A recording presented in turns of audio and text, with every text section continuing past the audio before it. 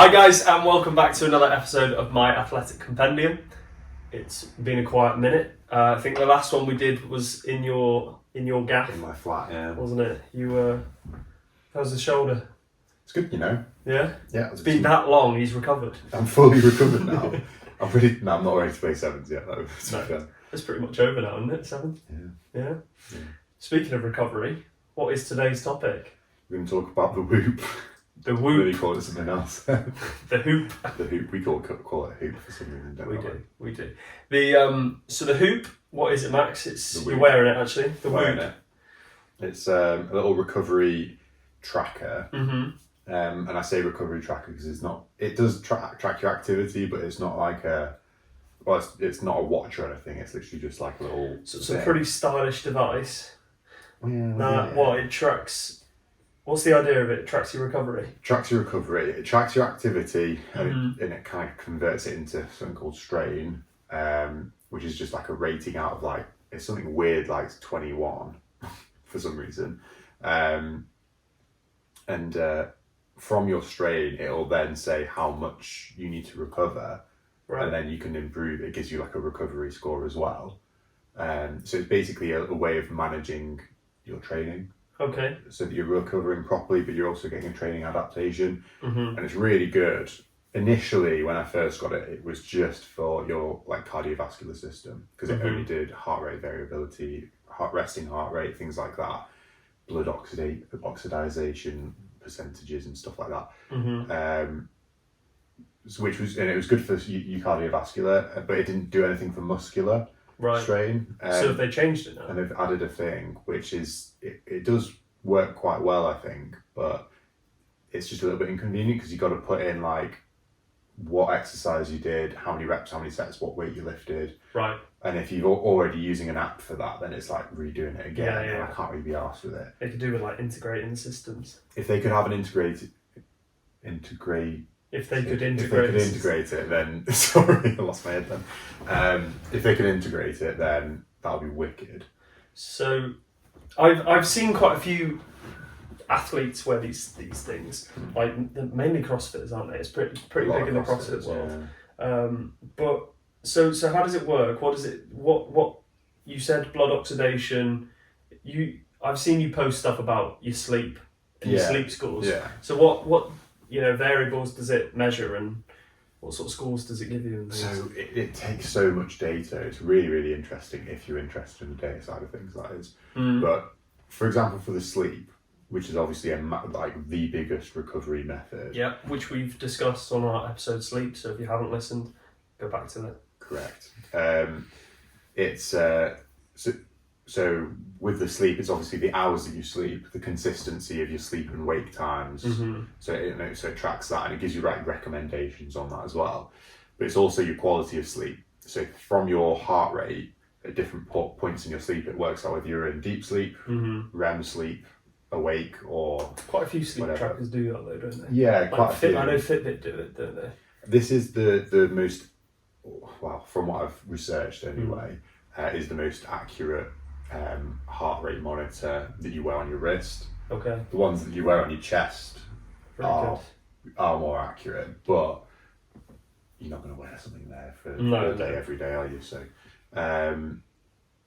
but and then from that, it works out your sleep quality, how many times you're awake during the night, your resting heart rate it takes at night, which is good, because it's more accurate than just in the day.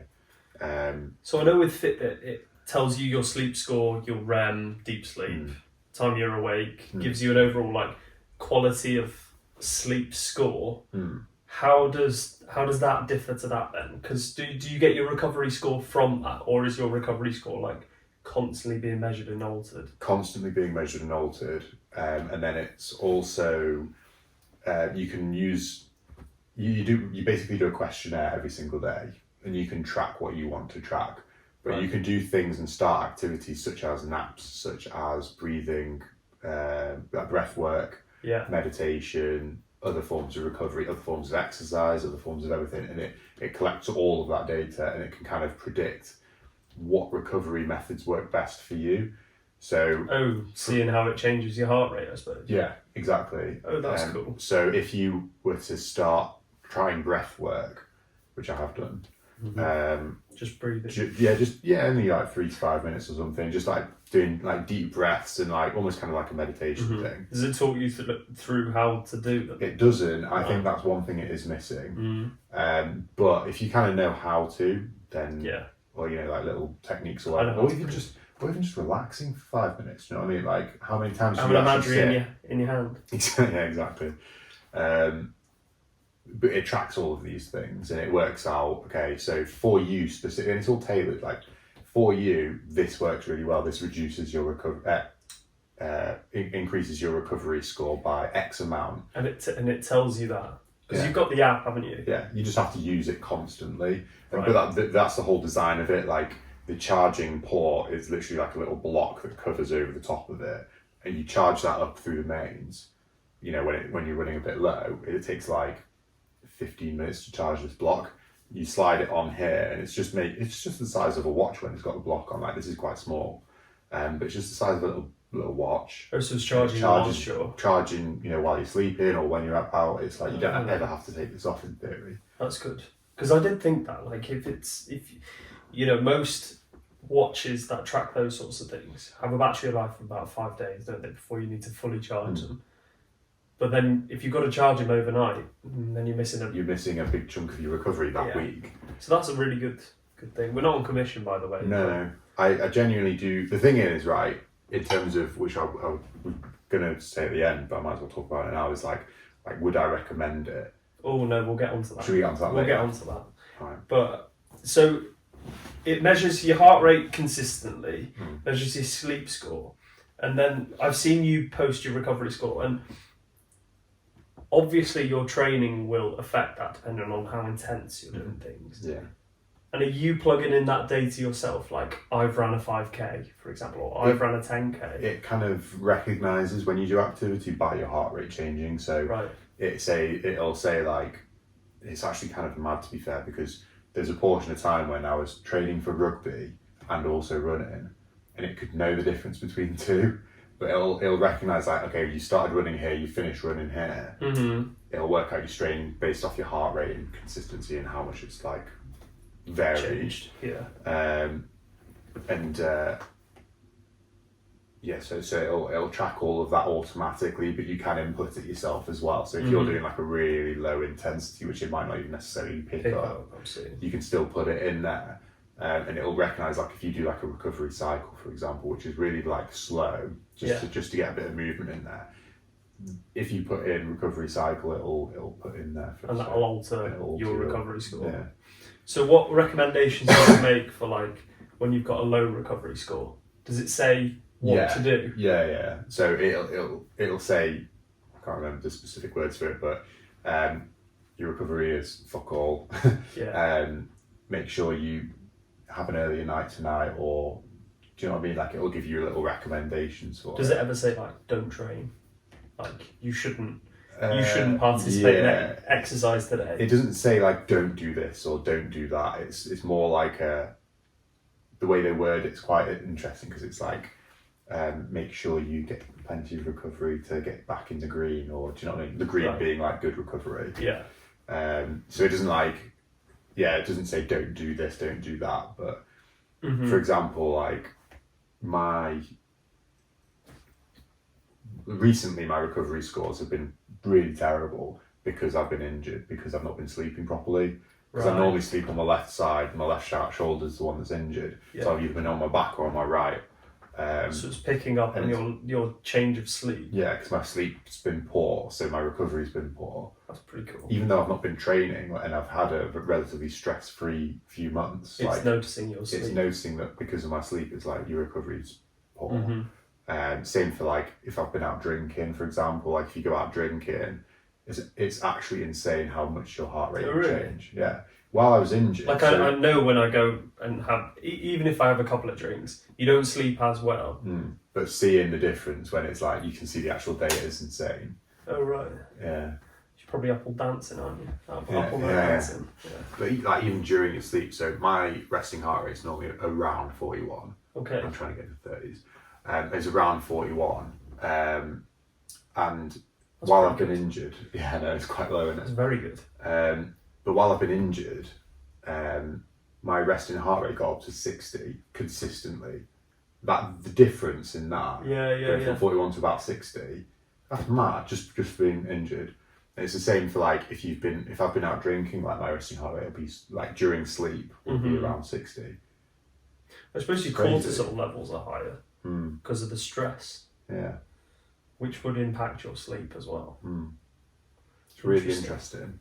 And it's like, I find it not only fascinating, but again, like without going into like a would I recommend it, it's only good for people who are actually interested in the data and will actually like change their lifestyle for that data. They'll look at the data and they will And implement make the changes. Yeah. If you're just using it to see like, oh, I got pissed up last night, recovery shit, I'll go out again tonight. Do you know what I mean? Like, Yeah. There's no point in spending money on it. So how much is it? This one, when I first got this, it was just a flat rate, I think, of 27 quid a month or whatever. Okay, so it's a subscription. It's a subscription, And which do you pay for the hoop? no. So Right. the whoop, it's just a subscription. You don't, and if anything breaks, they'll send something that's off cool. as part of your subscription. You don't have to pay Yeah. extra or anything like that, which is good. The subscription style, again, if you're an athlete or someone who really is into their fitness and will make it like use of it, then I would say it's worth it. It is a bit expensive, I suppose, but not. Is it still 28 quid? Yeah, but I think it is a bit of it's a very good not marketing thing, but a very good business thing to make it a subscription. Of course it is. Especially Especially if you can see it's an early entry. Like instead of having, because I'm sure that technology costs them quite a lot to research, but it's a good way for someone to get in, to realise they actually do like it. Yeah. And then keeps them hooked. Whereas if I said to you, Max, that's going to cost you 500 quid, Yeah, it's you'd be like, ooh, do I, don't I? Is it actually worth the hype? Yeah. Because I know some heart rate monitors that are wristwatch. I think Polar, for example, one is like 600 quid. Yeah. And that probably doesn't tell you the recovery side of things. Yeah. But if that does all of that, and they know that you're going to keep it for at least 2 years or something like that, so it's quite good. It is good, and another good thing this isn't a business talk by any means, but another good business thing is like you have to be wearing it for I think a month until the data can actually be more tailored to you. Right. So they've got you for 2 months at least. So they've got you for 2 months at least. Yeah. So and by that point you start to see the value in it. Yeah. But anyway, that's kind of like a. And you look really cool wearing it, don't you? Yeah. I don't know about that. I don't think it does look cool. You can put it around your ankle and look like you're on day release. Exactly. I've got a client that does that with a Fitbit.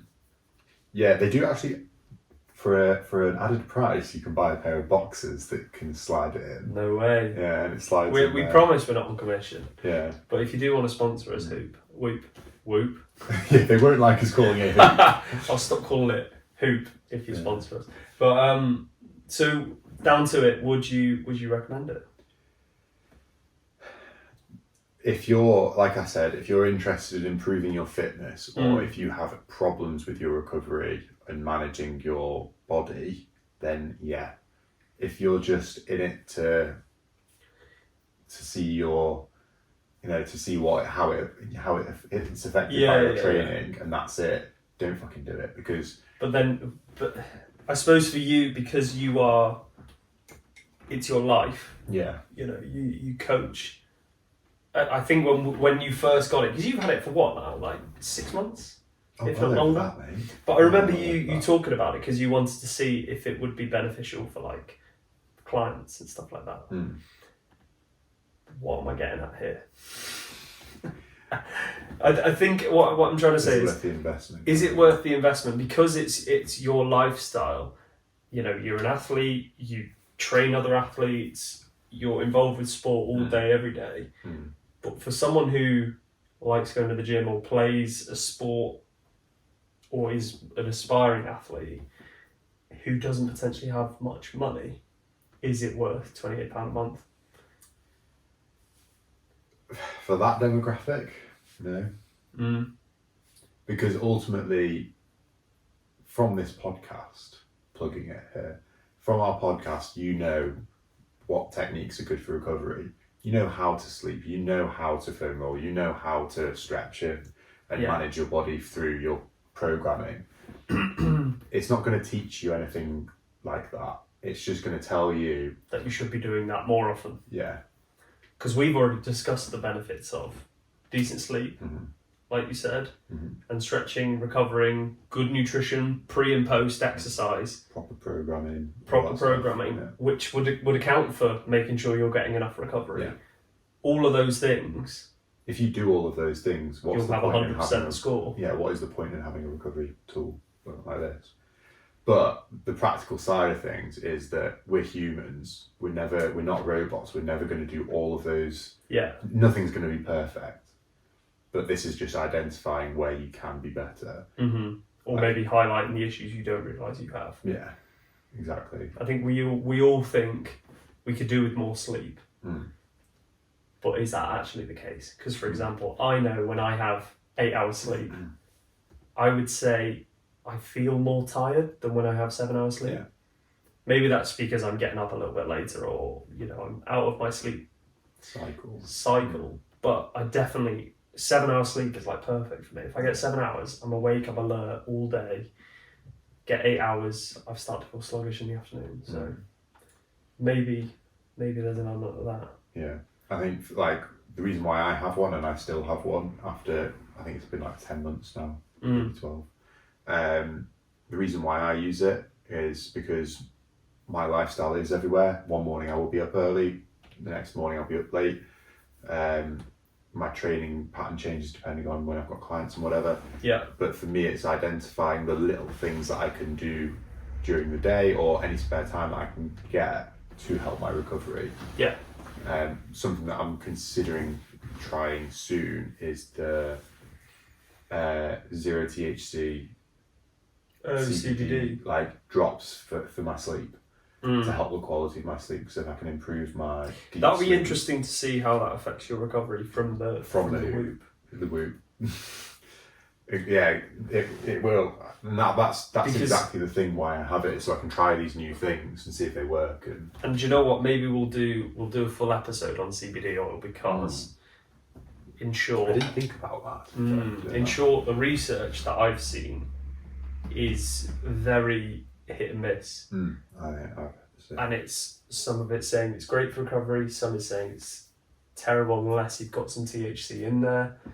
Anyway, we'll not digress. Yeah. We are on the Hoop today. But I think that pretty much wraps it up, doesn't it? Yeah, we could it's one of those things like they're a really good product and there's so many different things you can talk about within them because they do track so much. But there's a sort of like a general bit of advice on ownership and what it's like to have one. Like I said, if you're genuinely interested in your performance and you want to know how you can recover better and you like the data, then it's really good, and I'd say it's 100% worth it. If you're just interested in the data and not too fussed about performing the best and recovering the best, then it's a bit of a waste of money. Fair enough. And action steps that you can take away from this are get more sleep, eat well, listen to our previous episodes. That will instantly help. Apply, the recovery for both prior to exercise and post exercise, and you don't necessarily need a Whoop. How many times have we called it a hoop unintentionally? Yeah. But we hope you enjoyed the episode today.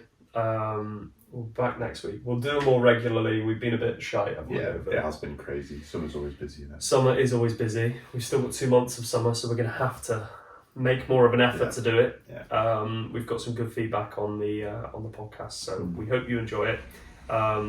Give us a 5-star review on Spotify, bit of a plug, if you can, or just give us a follow on YouTube. Cheers. Arrivederci.